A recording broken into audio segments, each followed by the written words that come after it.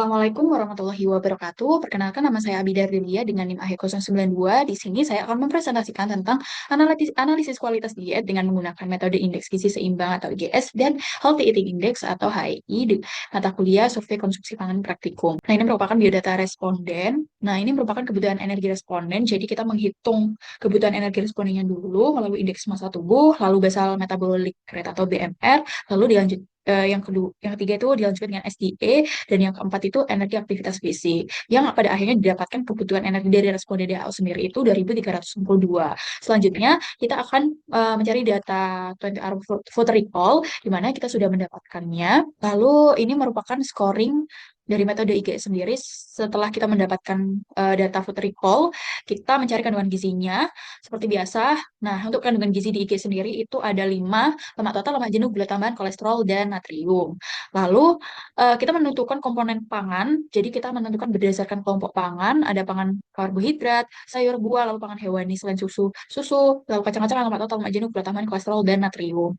Nah, setelah itu menjumlahkan total berat bahan makanan atau zat gizi dari setiap recall, lalu menghitung rata-ratanya. Misal nasi putih di hari pertama itu ada pada pagi hari mengkonsumsi 90 nasi putih. Lalu pada siang hari, di hari pertama 60 nasi putih. Jadi total di hari pertama itu ada 170. Nah, lalu hari kedua juga dan di rata-rata asupan 2 hari dan menghasilkan 185 seperti di sini. Nah, lalu menjumlahkan semua skor. Jadi ini scoringnya untuk mendapatkan skor total IGS, kemudian menginterpretasikan hasil berdasarkan cut-off IGS. Nah, kita sebelum menjumlahkan skor itu menentukan skor setiap komponen berdasarkan tabel skor IGS dengan menentukan porsi asupan. Jadi rata-rata ini dibagi dengan standar porsi. Misal 185 dibagi standar porsi dari pangan karbohidrat 100 gram menjadi 1,9. Lalu kita bisa men-scoring, didapatkan bahwa skornya itu 0 karena kurang dari 2 porsi. Nah, ini merupakan hasil analisis hasil skor IGS pada responden WHO, didapatkan bahwa pangan karbohidrat, sayur, susu, dan natrium itu mendapat skor 0 dan skor 5 pada buah, pangan hewan selain susu, kacang-kacangan, dan lemak jenuh, dan skor yang 10 itu lemak total, gula tambahan, dan kolesterol. Yang jika dijumlah itu hasilnya 50 yang tergolong dalam kategori dan berdasarkan cut off IGS.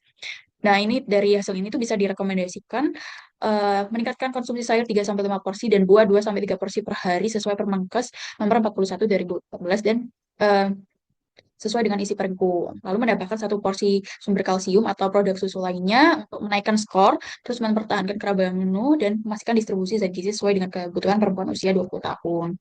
Nah, ini merupakan scoring dengan metode HEI, di mana zat gizi yang dibutuhkan dari food recall tadi itu ada lemak total, SFA, PUFA, PUFA, gula tambahan, kolesterol, dan natrium.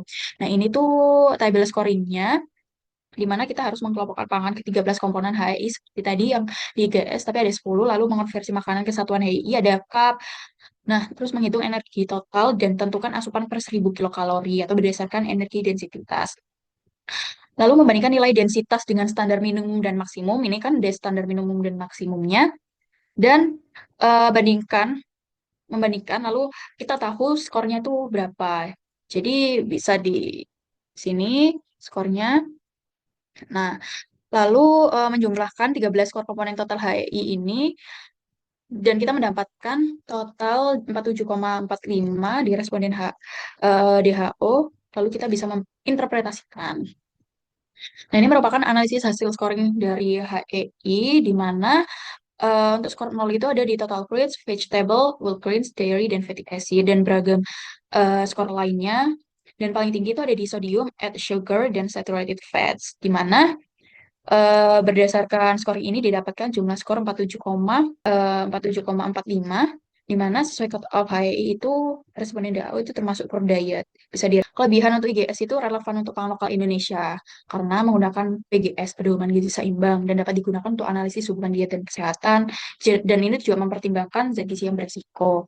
Lalu sistem scoringnya juga lumayan sederhana, jadi mudah digunakan untuk survei nasional. Kekurangan sendiri itu bergantung pada 24 hour recall yang bersifat subjektif. dan rentan bias. Lalu validitas terbatas jika digunakan di luar Indonesia, tidak memiliki kata resmi dan tidak menilai kecukupan makronutrien secara detail, cuma beberapa aja. Nah, ini untuk kekurangan kelebihan HEI, di mana kelebihannya itu fleksibilitas usia dan populasi, dapat menggambarkan tren kualitas diet yang rendah, sensitif terhadap perubahan pola makan, dan praktis digunakan dalam survei. Kurangannya bergantung pada data konsumsi subjektif seperti menggunakan 24 hour recall tadi, menggunakan satuan on dan cup sehingga kurang sesuai untuk negara bermetrik dan perlu adaptasi budaya atau pedoman lokal. Nah, ini kesimpulannya bahwa skor IGS dan HEI dari responden WHO ini mencerminkan kualitas diet responden yang masih rendah atau belum memenuhi. Asupan sayur, whole grains, dan lain-lain itu juga perlu ditambahkan. Perbedaan metode ini berpengaruh juga karena IGS lebih sesuai pangan lokal dan HEI itu lebih detail pada adequacy dan moderation. Kedua metode juga sama-sama menerapkan 24-hour recall yang rentan bias atau underreporting. Caranya melakukan 24 hour itu minimal 3 sampai 7 hari agar lebih variatif dan representatif. Terus lakukan perhitungan HEI secara teliti terutama pada konversi cup equivalence. Tentukan cut off IGS yang lebih resmi dan konsisten dan tentunya melakukan diskusi dengan sesama agar kita bisa tahu kelebihan dan kekurangannya.